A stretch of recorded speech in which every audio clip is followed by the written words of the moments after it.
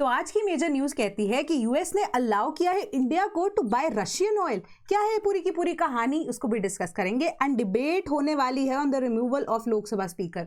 तो मोशन जो है इट हैज बीन इंट्रोड्यूस्ड, उसको भी पूरा डिस्कस करेंगे। And second session of the budget जो कि 9 मार्च से शुरू होने वाला है, वहां पर ये कहानी भी अब शुरू हो जाएगी। Then air quality standards are not being met. तो रिसर्च यूनिट जो कि सीपीसीबी की है, उन्होंने कंडक्ट कराई एक स्टडी, क्या कहती है वो उसको भी डिस्कस करेंगे। So welcome to sleepy classes. 7 March 2026 के current affairs from the Hindu आज हम डिस्कस करने वाले हैं। पहला न्यूज आर्टिकल आपका क्या कहता है, Trump demand surrender, IRGC warns of long war. तो अब यहाँ पर जो ट्रंप यानी कि यूएसए और इजराइल एक साइड पे है, Iran on the other side, ये पूरा वेस्ट एशिया का जो कॉन्फ्लिक्ट जो कि रीजनल वॉर में तब्दील होता हुआ नजर आता है, उसके अकॉर्डिंगली ट्रंप ने बोला है कि किसी भी तरह की नेगोशिएशन अब हमारी तरफ से नहीं होने वाली, यानी कि डिप्लोमेटिक चैनल सब बंद कर दिए जा चुके हैं, किसी तरह की मीडिएशन पॉसिबल नहीं है। The only thing USA wants right now is the complete surrender of Iran. And Iran on the other hand कह रहे हैं हम मीडिएशन के लिए तैयार हैं, बट सबसे पहले आप इस चीज को जस्टिफाई कीजिए कि लड़ाई शुरू किसने की। ठीक है, तो अब इसी तरीके से आप कह सकते हो कि ट्रंप डजंट वांट नेगोशिएशन या मीडिएशन किसी भी तरीके से, they want complete surrender of Iran, which also includes के जो नेक्स्ट हेड ईरान के यहाँ पर इलेक्ट होंगे या नॉमिनेट होंगे या चूज होंगे, वो भी यूएसए के ही प्रोटोजे होंगे, जो कि अब IRGC यानी कि ईरान को यहाँ पर किसी तरीके से मंजूर नहीं है। बाकी पूरी की पूरी कहानी आपको लिखी गई है कि किसको कब हिट किया गया, कौन सी missile and everything, that is not relevant to your exam. Then US allows India to buy Russian oil for 30 days, which is unique in itself. चलो, अब टैरिफ वाली सिचुएशन चल रही थी, उस चीज को मानकर भी चलना चाहिए, बट अब यहां पर क्रिटिसाइज भी गवर्नमेंट को इसी बेसिस पे किया जा रहा है कि will USA give directions to India कि किस तरीके से कौन सा ऑयल परचेज करना है, कौन सा नहीं, कि in the context of national interest हम ये चाहते हैं कि हमारे पास अगर कमी है नेशनल ऑयल की या इवन की रिजर्व्स की, ऑयल रिजर्व्स की, तो हम किसी भी कंट्री से यहाँ पे परचेज कर सकते हैं, जिस वजह से ऑपोजिशन जो है वो करंट गवर्नमेंट को यहाँ पर बता भी रही है, इवन लताड़ भी रही है ना। बट चलो, अभी के हिसाब से जो डेटा कहता है वो यही कहता है कि 25 डेज का क्रूड ऑयल इंडिया के पास रिजर्व में बचा हुआ है एंड 25 डेज का ही पेट्रोल एंड डीजल ईच बचा हुआ है। तो अब इंडिया को चाहिए ऑल्टरनेटिव्स, राइट। ऑल्टरनेटिव्स कैसे, जो कि उनको सस्ता तेल प्रोवाइड कर सके या इवन की राइजिंग प्राइसेस के अकॉर्डिंगली कम तेल या कम रेट पे तेल मिल सके, एंड एक सेफ रूट के या सेफ पैसेज के थ्रू मिल सके, जो कि रशिया ही करंटली प्रोवाइड कर सकता है। ठीक है, तो इसी बेसिस पे यूएसए के साथ अभी हमारी जो बातचीत हुई है, डायलॉग हुआ है, उसके बाद 30 दिन के लिए हम रशियन ऑयल परचेज कर सकते हैं, ताकि हम अपने नेशनल रिजर्व्स को यहाँ पर एडिक्वेट रख सकें एंड जो डिमांड है उसको कंप्लीट यहाँ पर रख सके। अदरवाइज जो जनवरी का डेटा है आपको यही कहता है कि हमारा 20% से नीचे यहाँ पर शेयर आ चुका है, या 20% बाय वॉल्यूम अगर हम देखें तो रशिया से जो हम इंपोर्ट कर रहे हैं तेल, वो उससे नीचे आ चुका है। 19 पॉइंट समथिंग थी फिगर, तो राउंड ऑफ करके अराउंड 20% ऑफ द ऑयल जो है वो इंपोर्ट कर रहे थे, ठीक है, बाय वॉल्यूम फ्रॉम रशिया। वो धीरे धीरे करके वापस से बढ़ेगा जस्ट फॉर 30 डेज, ताकि ये जो ईरान के साथ यहाँ पे चल रहा है वॉर, वेस्टर्न एशिया के अंदर जो कॉन्फ्लिक्ट चल रहा है इजराइल एंड यूएसए का, तो इसको जब तक ये खत्म नहीं हो जाता, या इवन फॉर 30 डेज ऑल्सो, अभी के लिए ये चीज को अलाउ किया गया है यूएसए के द्वारा। Then India denies assisting the US navy in attack on Iran ship IRIS Dena. तो आइरिस देना पहली ऐसी शिप जो Sri Lankan navy and Indian navy के द्वारा जाकर अब उनको यहाँ पर रेस्क्यू किया गया है। तो अब एलिगेशंस जो है वो इंडिया के ऊपर लगाए जा रहे हैं कि in the first place USA को हेल्प करने वाला इंडिया ही था, जिन्होंने आइरिस देना के ऊपर अटैक किया है। ठीक है, to which Sri Lanka has taken stance for India कि ये एलिगेशंस बिल्कुल बेसलेस हैं, कि इवन ह्यूमैनिटेरियन असिस्टेंस के लिए Sri Lankan navy and Indian navy, ठीक है, दोनों ही गए यहाँ पर, बट किसी भी तरीके से यूएसए को असिस्ट इंडिया ने नहीं किया है। इवन इफ इंडिया का अगर अलाई भी है, या इवन की आप कह सकते हो एग्रीमेंट्स भी हैं यूएसए के साथ, जिसको हम क्या बोलते हैं, लेमोआ बोलते हैं, logistics exchange memorandum of agreement 2016 का है, 2018 का हमारे पास कासा एक एग्रीमेंट है, that is compatibility and security agreement, के दोनों एग्रीमेंट्स ऐसे नहीं हैं जो कि बाउंड करते हैं इंडिया को हेल्प करना यूएसए के लिए। ठीक है, तो ये सारे के सारे एलिगेशंस जो हैं वो बेसलेस हैं एंड इंडिया की छवि खराब करने के लिए लगे हुए हैं। ठीक है, ये एक सिंपल सी बात थी। Then Lok Sabha to debate resolution on the removal of speaker. तो ओम बिरला जी को यहाँ पर रिमूव करने के लिए द ऑपोजिशन कांग्रेस, उन्होंने एक रेजोल्यूशन इंट्रोड्यूस किया है इन द लोकसभा, एंड आप कह सकते हो कि ऑन द अदर साइड अगर आप अब रूलिंग पार्टी की बात करो, उन्होंने भी विप्स को इशू किया है। ठीक है, विप्स को इशू किया, there are different types of whips, but उसी विप्स के अकॉर्डिंगली अब जो अटेंडेंस है, जो मैंडेटरी यहाँ पर प्रेजेंस है वो होना जरूरी है, and on the party line यहाँ पर जो भी चीजें डायरेक्ट की जाएंगी उसको फुलफिल किया जाना जरूरी है। तो कौन सी सी विप यहाँ पर जरूरी होगी कि जिसमें पार्टी लाइन को एक्चुअली में एक्सेप्ट करना जरूरी होता है, मैंडेटरी होता है। अदरवाइज अगर आप विप को फॉलो नहीं करते तो आप डिफेक्शन के अंडर फॉल करोगे। हमने पहले डिस्कस किए हैं डिफरेंट टाइप्स ऑफ विप्स, अब आपको याद नहीं है तो आप ये चीज को मतलब बिल्कुल भी नहीं वो कर सकते हो, ठीक है। नए स्टूडेंट्स हैं वो कमेंट सेक्शन से, अदरवाइज मैं कल आपको आंसर इसका जरूर बता दूंगी। अभी के बेसिस पे मैं आपको बताना चाह रही हूँ कि विप्स कौन से डिफरेंट तरह के होते हैं, उसमें से एक विप ऐसा होता है जो पार्टी लाइन के अकॉर्डिंगली आपको फॉलो करना ही पड़ता है। तो सेम तरीके से जो प्रपोजल्स है 50 प्रपोजल्स के अकॉर्डिंगली रेजोल्यूशन इंट्रोड्यूस हुआ जा चुका है, एंड 9 से 11 मार्च के बीच में जो बजट सेशन है अब ड्यू है सेकंड पार्ट इसके अकॉर्डिंगली यहाँ पर डिस्कशंस भी हो सकती हैं। Then 204 of 238 Indian cities did not meet the air quality standards. CREA, अब क्रिया क्या है? That is the centre for research on energy and clean air, जो कि अब रिसर्च यूनिट है किसकी? सीपीसीबी की। उन्होंने एक स्टडी को यहां पर कंडक्ट किया, सर्वे को कंडक्ट किया। उसके अकॉर्डिंगली उन्होंने बोला कि आउट ऑफ 238 इंडियन सिटीज 204 ऐसी सिटीज हैं जो कि अब एयर क्वालिटी स्टैंडर्ड्स को मीट नहीं करती हैं।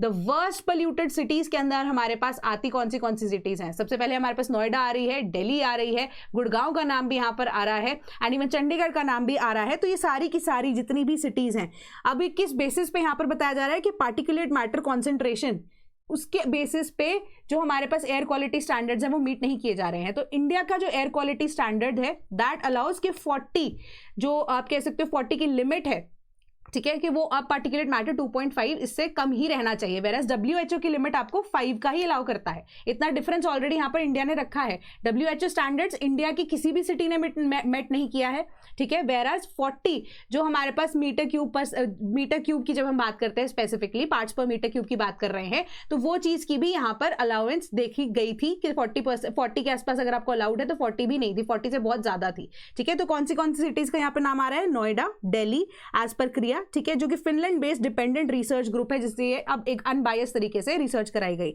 Greater Noida 4th most polluted, followed by Bahadurgarh, then आपके पास गुरुग्राम आ गया, देन धोरेरा आ गया, भिवंडी आ गया, चरखी दादरी आ गया, एंड बागपत आ गया। Uttar Pradesh and Haryana counted for 4 cities each, जो कि टॉप 10 मोस्ट पोल्यूटेड सिटीज के अंदर आती हैं, along with Delhi and 1 city from Rajasthan, ठीक है। एंड लीस्ट यानी कि क्लीनेस्ट सिटीज में से अगर हम यहाँ पर देखें तो वो कहाँ पे है? Chamarajanagar in Karnataka, cleanest city and India की, एंड लास्ट विंटर के accordingly an average particulate matter concentration 19 grams per metre cube ही थी यहाँ पर। एंड 10 क्लीनेस्ट सिटीज के अंदर 8 सिटीज कर्नाटका की हैं, एक मध्य प्रदेश से है एंड एक मेघालय से है, एज पर द एनालिसिस। तो ये आपको यहाँ पर बताया गया है, ठीक है। इंपॉर्टेंट आर्टिकल है ये, इसके अकॉर्डिंगली आप इसको कोट भी कर सकते हो कल को अगर आप मेंस का कोई आंसर लिख रहे हो when it comes to air pollution.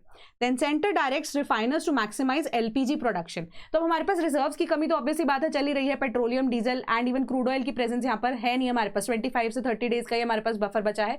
तो इसी तरीके से अब जो कंपनीज हैं उनको डायरेक्ट किया गया है सेंट्रल गवर्नमेंट के द्वारा कि जितनी भी एलपीजी प्रोडक्शन के लिए अब जो ब्यूटेन एंड प्रोपेन है, क्योंकि एलपीजी जो है जनरली लार्जली मिक्सचर किसका होता है? ब्यूटेन एंड प्रोपेन का।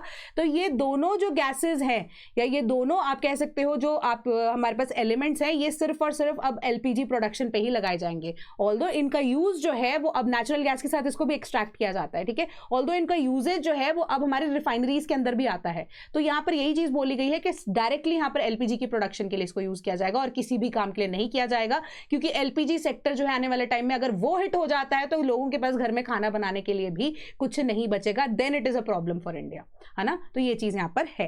Then government will use every policy tool to help exporters deal with crisis, says Goyal. Piyush Goyal ji की स्टेटमेंट आई है। एक्सपोर्टर्स जो है टाइम एंड अगेन गुहार लगा रहे हैं, चाहे वो टी इंडस्ट्री से हो, बासमती राइस इंडस्ट्री वाले हो, ठीक है, जिनका एक्सपोर्ट यहाँ पर फंसा हुआ है ना। तो उनको यहाँ पर बोला गया है कि चाहे आपकी फ्रेट चार्जेस जो है वो 40% यहाँ पर बढ़ चुके हैं, इंश्योरेंस कॉस्ट आपकी बढ़ रही है, बट बाय हुक और by crook will provide you with relief, ठीक है, कि किसी तरीके से या तो आपकी शिपमेंट यहाँ पर पहुंचाई जाएगी, ठीक है, या तो एक पॉसिबिलिटी ये हो सकती है। दूसरी पॉसिबिलिटी यही है कि the government will cover up for the expenditure जो कि आपको एक्स्ट्रा यहाँ पर इनकर करना पड़ रहा है। तो किसी भी तरीके से आपको चिंता करने की जरूरत नहीं है कि वेस्ट एशिया की कॉन्फ्लिक्ट की वजह से आपका जो एक्सपोर्ट है वो किसी तरीके से नुकसान में जाएगा, कि the government will cover up for you, we are there for you, कि कोई भी चीज अगर हमें यहाँ पर करनी पड़े, हर एक पॉलिसी को हम यूज करने के बाद आपको हेल्प करने के लिए तैयार है, चाहे वो वेवर्स ही क्यों ना आपको देने पड़े सरकार को, ठीक है।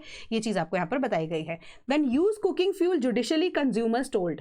तो एक यहाँ पर रिस्ट्रिक्शन प्लेस कर दी गई है एलपीजी सप्लाईज के लिए, डोमेस्टिक एंड कमर्शियल यूजर्स के लिए, थर्सडे नाइट से, कल रात से।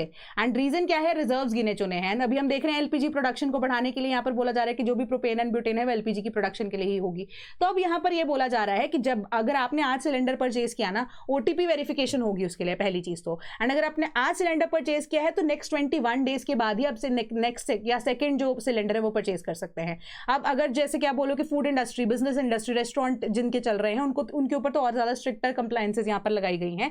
तो ये जो आप कह सकते हो रेस्टोरेंट बिजनेस वाले हैं सेक्टर जो है हमारे पास कुलिनरी सेक्टर है पूरा का पूरा, वो अब थोड़ा सा इसकी वजह से हैम्पर होने के चांसेस हैं, क्योंकि जो सप्लाई है वो अब हमारे पास लिमिटेड रहेगी एंड ब्लैक मार्केटिंग ना हो सके, सरकार इसके लिए भी यहाँ पर थोड़ी बहुत हिदायत जो है या जो डायरेक्शन है वो अब दे रही है। क्योंकि ब्लैक मार्केटिंग के अंदर पैसा कमाने की, इवन की जो स्टॉक बाइलिंग है वो वाले कंडीशन आए तभी वो 21 डेज यहाँ पर लगा दिए गए हैं कि एक सिलेंडर बुक किया तो 21 दिन बाद ही आप दूसरा सिलेंडर अब आप बुक कर सकते हो। तो ये सारी की सारी चीजें जो है अब सरकार ने अपने अंडर कंट्रोल रखने की कोशिश जितने हद तक वो कर सकते हैं वो की है। Then focus on high value crops, Modi tell farmers.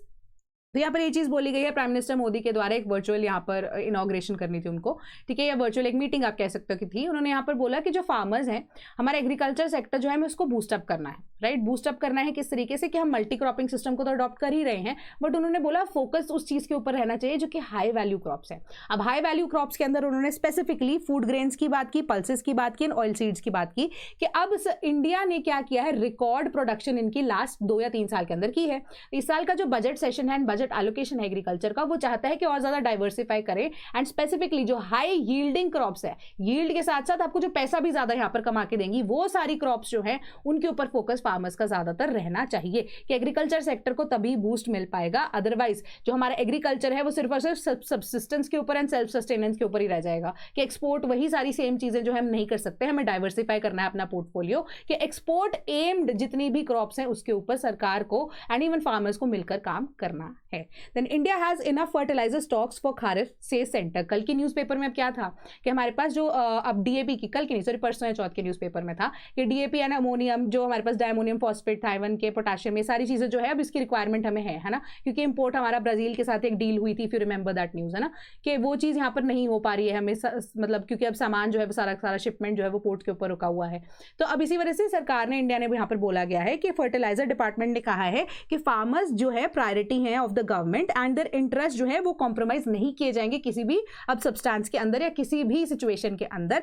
And यहाँ पर यही चीज कही है कि कंसर्न्स है कि 40% to 60% dip natural gas supplies के अंदर देखने को मिला है, जो कि एसेंशियल कंपोनेंट है for fertiliser output since last week. ये चीज के लिए वो मान रहे हैं कि ये चीज हो रही है, बट अभी अगर आप कहो हमारे पास बफर जो है वो बहुत ज्यादा है and 36.5% year on year surge हमने ओवरऑल फर्टिलाइजर रिजर्व के अंदर देखने को मिला है हमें। तो रिजर्व्स हमने बढ़ा के रखी हुई हैं, that is 129.85 lakh metric ton, जो कि एग्जैक्ट हमारे पास फिगर्स अभी अवेलेबल है, जो कि हमारे नेक्स्ट सीजन के लिए इनफ है कि वो केटर कर पाए। ठीक है, तो उन्होंने बोला कि डरने की, घबराने की ऐसी कोई बात नहीं है, हमारे लिए एग्रीकल्चर हमेशा से प्रायोरिटी सेक्टर रहा है। Then high war risk premiums for airline insurance to raise fares. Obvious ही बात है ना, अब एयरलाइंस जो है वो भी अपने इंश्योरेंस को बढ़ाएंगी, उनका भी कॉस्ट यहाँ पे बढ़ेगा, क्योंकि कभी कहीं से भी कोई मिसाइल उड़कर आ जाए कुछ नहीं पता लगता है ना। एंड इवन जो एयर स्पेस है वो भी अब कई कंट्रीज की मेजोरिटी में बंद हुई है, तो लंबे रूट लेकर भी जाना पड़ रहा है जहाँ पर ओपन या तो एयर स्पेस है, ठीक है, या फिर आप कह सकते हो कि अगर ओपन एयर स्पेस नहीं भी है तो एटलीस्ट दूसरे कंट्रीज या दूसरे रूट्स के थ्रू भी यहाँ पर हमें जाना पड़ रहा है। तो अब ATF जो है उन्होंने भी यहाँ पर ये चीज़ को बोला है कि इन्फ्लेट हो रहे हैं एविएशन टर्बाइन फ्यूल्स, क्योंकि अब हमारे पास ब्रेंट क्रूड ऑयल है, इवन क्रूड ऑयल के जो प्राइसेस है अगर वो बढ़ रहे हैं तो ऑब्वियसली बात है पेट्रोलियम जो सेक्टर है अब वो केटर करेगा किसको, फ्यूल को, in the aviation sector also. तो इसी वजह से अब वो भी हैम्पर होने के चांसेस है। तो अब क्या है हमारे पास जो अब rise in the pricing of you can say the premium insurances, या आप कह सकते हो also for the ticket also. अब तो जेब तो किसी अब नॉर्मल व्यक्ति तक ही उसका इंपैक्ट पड़ता है ना, इंश्योरेंस कंपनी जो उनको तो पैसा चाहिए, यहाँ पे प्रीमियम्स चाहिए, तो उसी के अकॉर्डिंगली ये चीज आपको बताई गई है। फ्यूल प्राइस राइसेस जो है एग्जीक्यूटिव्स उन्होंने वार्न किया है कि अदर फैक्टर्स माइट ऑल्सो भी पुशिंग अप एयर फेयर्स, जिसके अंदर फ्यूल प्राइसेस हैं जो कि अब 30% से बढ़ गए हैं, जिसका 10 से 12% इंपैक्ट एयर फेयर पे हो सकता है। एंड एयरलाइंस जो है वो ग्रैपल कर रही है under utilisation of aircraft as they are able to secure only a limited number of slots at their airports in the Gulf. तो गल्फ रीजन्स के अंदर जितने भी एयरपोर्ट्स हैं वहां पर लिमिटेड स्लॉट्स, क्योंकि पार्किंग की भी फीस आपको देनी पड़ती है, ठीक है, कि एरोप्लेन तो ऐसा है नहीं कि आप अपने घर में जाके उसको पार्क कर लेंगे, ठीक है, ऐसा भी नहीं होता है। तो एयरप्लेन को जहां पे आपको पार्क करना होता है, एक तो पहली बात तो लिमिटेड नंबर ऑफ आपकी फ्लाइट्स है ना, लिमिटेड नंबर ऑफ फ्लाइट्स मतलब ऑलरेडी जो अब प्रीमियम रेट्स होंगे। दूसरी चीज यहाँ पर यही है कि अगर आप पार्क भी कर रहे हो अपने किसी प्लेन को किसी एरिया में, वहां पर आपको पार्किंग फीस भी देनी पड़ती है, उसकी मेंटेनेंस कॉस्ट अलग होती है जो कि ऑलरेडी बहुत ज्यादा हाई होती है। तो एयरलाइंस जो है उनको वहां से भी पैसा देना पड़ रहा है, तो इस वजह वजह से जो प्राइसेस है वो बढ़ने के चांसेस हैं। Then indices fall 1.3% as rising oil prices keep investors on the edge. Obvious सी बात है, मैंने आपको बता दिया था, क्योंकि वॉलेटिलिटी मार्केट के अंदर बहुत ज्यादा बढ़ गई है, तो इंडिया के जो शेयर मार्केट है वो भी क्रैश होती हुई यहाँ पर दिख रही है ना, क्योंकि अब हमारी जो कंपनीज है पहले ही अच्छे से परफॉर्म नहीं कर रही थी। हम देख रहे थे कि लिक्विडेट करके लोग अपना शेयर भी जा रहे थे, एफडीआई जो है वो लिक्विडेट करके भी जा रहे थे, एफआईआईज जो है। तो अब उसी के अकॉर्डिंगली आप देखो कि वॉलेटिलिटी मार्केट में और ज्यादा बढ़ती जाएगी, तो हमारे गोल्ड के प्राइसेस जो है वो बढ़ेंगे, ठीक है, क्योंकि सेफर मेटल है हमारे पास, लॉन्गर रन के लिए जा सकता है। बॉन्ड्स जो है उनकी यील्ड यहाँ पर इसी वजह से बढ़ रही है, बट जो मार्केट इंडिसेस हैं वो कंटिन्यूसली फॉल होते जा रहे हैं। एंड प्राइसेस जो पेट्रोलियम के हैं वो भी पता है, जब तक कॉन्फ्लिक्ट रहेगा वो तो बढ़ते ही रहेंगे, तो वो तो ऑब्वियसली बात है, वो वाला इंडेक्स जो है वो आगे बढ़ता रहेगा। Then Pentagon slap supply chain risk designation on Anthropic AI lab.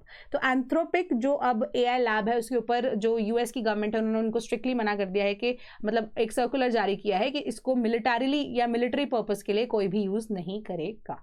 Then Indonesia to restrict social media access for under 16 says minister. तो इंडोनेशिया के कम्युनिकेशन मिनिस्टर ने ये चीज़ को यहाँ पर पास किया है, बोला है, ये स्टेटमेंट को जारी किया है। एंड द रीजन बीइंग कि उनको लगता है कि जो बच्चे हैं, जो एडोलेसेंट्स हैं, दे आर वेरी वल्नरेबल, पहली चीज़, and this is the truth as well, है ना। एंड फ्रांस और इंडिया जो है दोनों ये भी चाहते थे कि अब जो डिजिटल एक्सेस है वो अब सभी बच्चों को एक लिमिटेड तरीके से प्रोवाइड किया जाना चाहिए। That was also the point जब मैक्रोन इंडिया आए थे, है ना। तो उसी के अकॉर्डिंगली उन्होंने बोला कि जो बच्चे हैं वो online pornography, cyber bullying, online fraud, internet addiction की वजह से बहुत ज़्यादा वल्नरेबल हो चुके हैं, एंड ताकि उनकी लाइफ में कोई ऐसा हादसा ना हो जाए जो कि उनका फ्यूचर यहाँ पर खराब कर सके, तो इसी वजह से ये रिस्ट्रिक्शंस जो है इंडोनेशिया के अंदर लगाई गई हैं। Then what to impact India's gem jewellery industry. अब इसके पीछे का रीजन देखो कि इंडिया के अंदर जो जेम और ज्वेलरी इंडस्ट्री है उसके ऊपर भी इम्पैक्ट कैसे पड़ेगा, क्योंकि गल्फ नेशंस जो है जनरली अब गोल्ड के लिए भी पाए जाते हैं, है ना, माने जाते हैं कि गोल्ड जो है वहां से भी इंपोर्ट किया जाता है प्योरिटी वाइज। तो यूएई का जो सबसे मेजर बिजनेस है वो गोल्ड का एंड ऑयल रिजर्व्स का ही है, हमें ये चीज पता है। एंड इंडिया की डिपेंडेंस जो है वो यूएई के ऊपर गोल्ड के इंपोर्ट्स को लेकर बहुत ज्यादा बढ़ चुकी थी। यानी कि हमें जो डेटा बताता है फाइनेंशियल ईयर के हिसाब से, अगर आप देखो कि इंडिया का जो टोटल एक्सपोर्ट्स है वो 14% फाइनेंशियल ईयर 2022 के अंदर था, वो 22% तक पहुंच गया फाइनेंशियल ईयर 2025।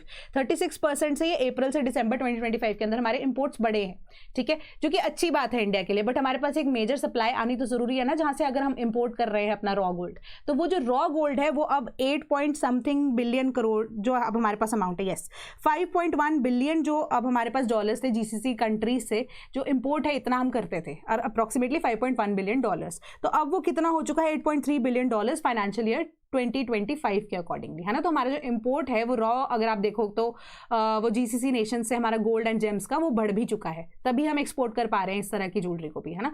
तो अब ये प्रॉब्लम जो है वो इंडिया के लिए एग्जिस्ट कर रही है। अब अगेन सप्लाई जो है वो लिमिट हो जाएगी, ठीक है, या इवन क्या आप कह सकते हो सप्लाई ऑफ रॉ गोल्ड जो है वो इतना ज्यादा यहाँ पर अवेलेबिलिटी नहीं रहेगी। तो एग्जिस्टिंग मार्केट के अंदर हमारे पास जितनी सप्लाई है उसी के अकॉर्डिंगली हमें काम करना पड़ेगा। डिमांड तो गोल्ड की ऑब्वियस सी बात है ज्यादा होगी ही इस टाइम पे, क्योंकि सेफर एसेट है, लॉन्गर टर्म के लिए लोग इसमें इन्वेस्ट भी करना चाहेंगे। ईटीएफ्स के अंदर कितना ही कोई यहाँ पर इन्वेस्ट कर लेगा, है ना।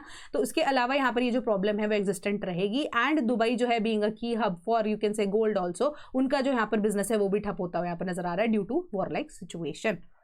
Then merchant ships stranded near strait of Hormuz. यहाँ पे आपको दिख रहा है this is the strait of Hormuz, ठीक है, दिस इज ईरान। काफी ज्यादा आप ये शिप्स देख रहे हो कि ये स्ट्रैंडेड हैं, रुकी हुई हैं। ये अब सारी की सारी सिचुएशन जो है यहाँ पर आपको क्लियर हो गई है मैप की वजह से कि जो प्रॉब्लम्स है वो एग्जिस्ट कर रही हैं, है ना।